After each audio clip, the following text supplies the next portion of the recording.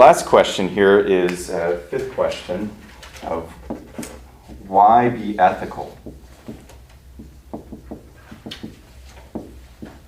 Why be ethical?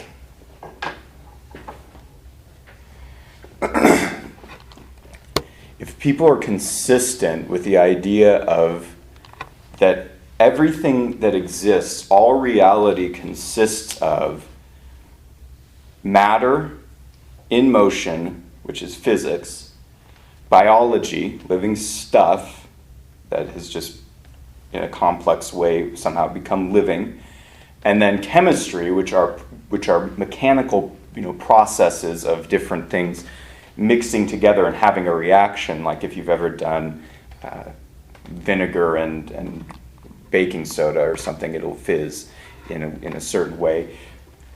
If that's all that this world is, and materialism is true and consistent, then there is no right or wrong. There is no normative standard. There are no ethics. There's no authority. There's only power, or what people do. And there's also no human choice or agency, because just like these marbles, don't have a choice of me shaking them around, you and I are just very complex versions of that. We're just different matter, biology, chemistry mixed together in a different spatial location. And so we're not really different than the marbles. And so what would be the authoritative obligation or requirement to be ethical? That in this worldview, there would be no difference between love and murder. I mean, there would be a difference in the sense, like there, maybe a different way that the matter bumps into each other, but it really is no different in its fundamental way. That it's not something that you can make any requirement of or say that that's right and that's wrong. Well, it's like you put cement in a cement truck and it moves and it mixes. You don't say, okay, well, the cement that bumps into the other cement is wrong. If we're stardust bumping into other stardust, well, it's not a bad thing. So, I mean, you take something like this, if we're just a very complex version of this, the marbles are matter in motion, they're bumping into each other, we're just another expression of this, then this could be Leonardo da Vinci painting the Mona Lisa, or this could be genocide or rape. I mean, it really makes no difference in terms of a materialistic worldview. Quote here from Parmenides, an ancient Greek philosopher. Now, he didn't mean this in terms of ethics, but I think it's appropriate to apply this to ethics.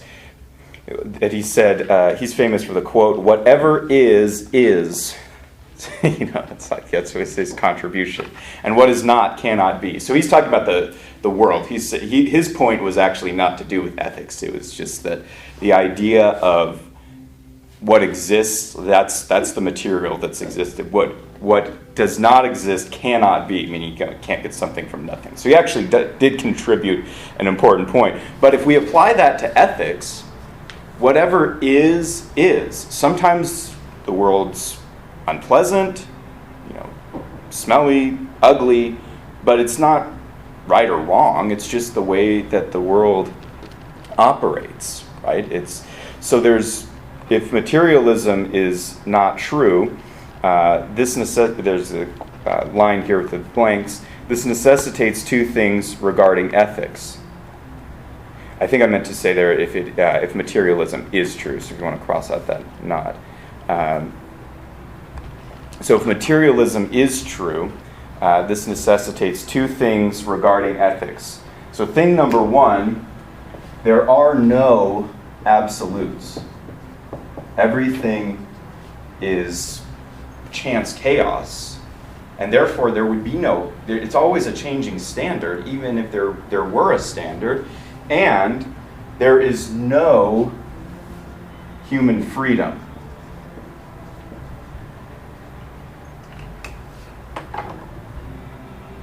Hitler, Stalin, Mao were just operating according to the physical and chemical processes that made them that way.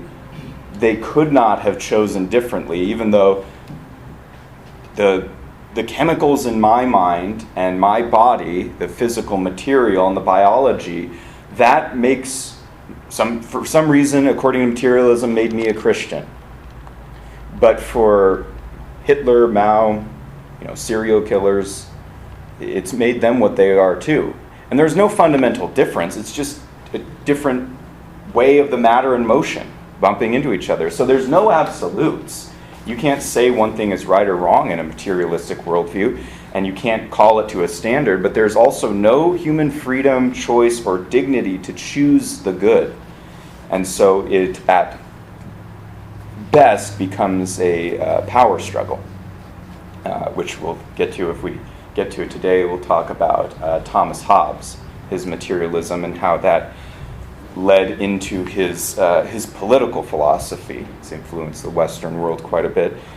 So, again, if everything's the product of physics, biology, and chemistry and motion, no absolutes, everything is in flux, everything is according to random chance, there's no way to establish authority, an authoritative normative basis for ethics. There's no thou shalt or thou shalt not in a materialistic worldview. People may say that, and they may gather numbers on their side to try to enforce that, but that's just a power struggle. You could gather numbers on your side and overpower someone and commit gang rape. It doesn't mean that because you have more numbers on your side that it's okay, that it's right. And then if materialism were true, human thoughts and actions are just the product of matter and motion. So this is one of the things to talk about with a materialist, is saying, well, okay, if your worldview is true and you are an atheist, then that means your mind and the product of your mind and the chemistry and the gray matter in your skull and the synapses and the chemistry firing together, that made you an atheist. But the same process has made me a Christian. Now, even if you could say I'm wrong, which you can't in a materialistic worldview, but even if you could, why would you require anything of me to change? Because I can't change. It's just, and neither can you. There's no reason to debate or call one side to the other. It's just fizzing Coke or Pepsi. Pepsi doesn't argue with Coke and tell it should be different, think differently.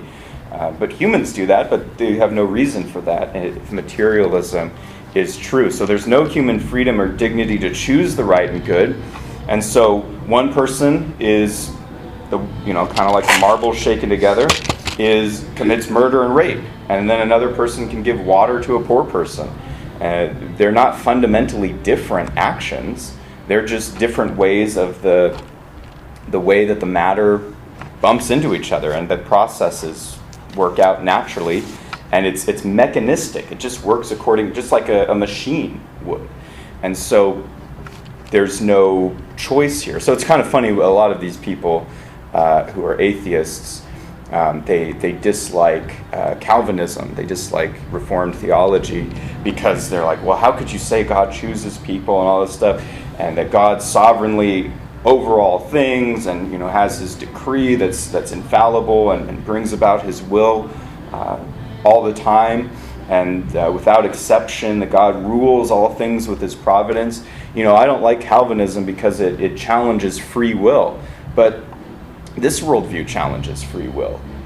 The reason why you can have a biblical version of free will, recognizing the sovereign God as the creator, is because our worldview is personal. God is personally involved with every aspect of the world. Jesus talks about not one hair on your head will fall to the ground without the knowledge of your Father. Not one sparrow falls to the ground. All these things, God is intimately and personally involved with every aspect of the details of our lives, and calls us to certain things and certain requirements, while he oversees and overrules it all in a way that we don't see all the details of.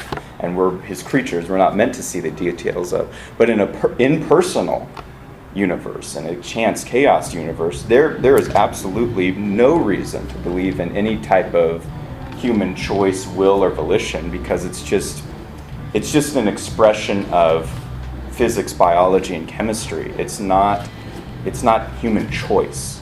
And so our human choice can be meaningful. We can make sense out of that, but the materialist cannot.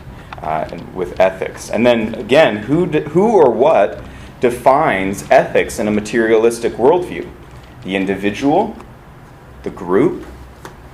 Like, even if somebody says, okay, I'm going to be, and many atheists do relatively good things.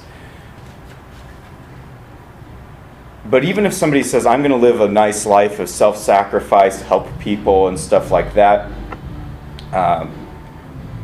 because that's what I choose to do, and I base my ethics on what I choose to do and I think to be right, then they say, you know what Hitler did and his government, the murder of 20 million people, that was wrong, that was a crime. But wait a second, was not Hitler just operating according to what he thought was right, what he wanted to do?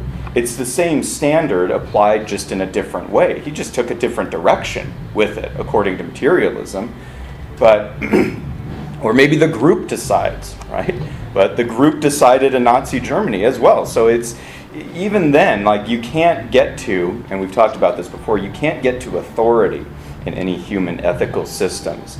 You can get to power, you can get to overruling each other and overpowering each other and fighting, but you can't get to authoritative ethics because they reject revelation.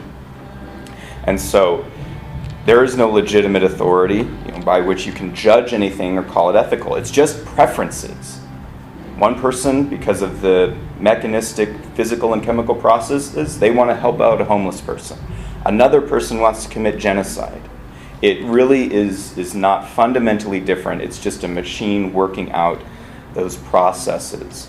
And you can't judge those things ethically, if you're a materialist, consistently, because it's just like the marbles bumping into each other. I don't say, hey, wait a second, that was genocide.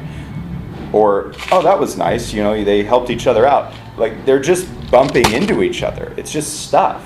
That's what materialism is. So materialism makes the world morally irrelevant. Right? Whatever is. We may perceive the world. There are things that are unpleasant, annoying, ugly, but it's not something that's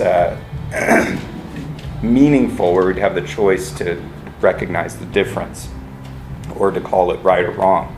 So it's not that the materialists don't use ethics or believe, or even do good things, but they can't have it both ways and be consistent. You either have to let go of materialism and have ethics behind which there's an authority, or you have to let go of ethics to have materialism. So that's the fifth question of why be ethical?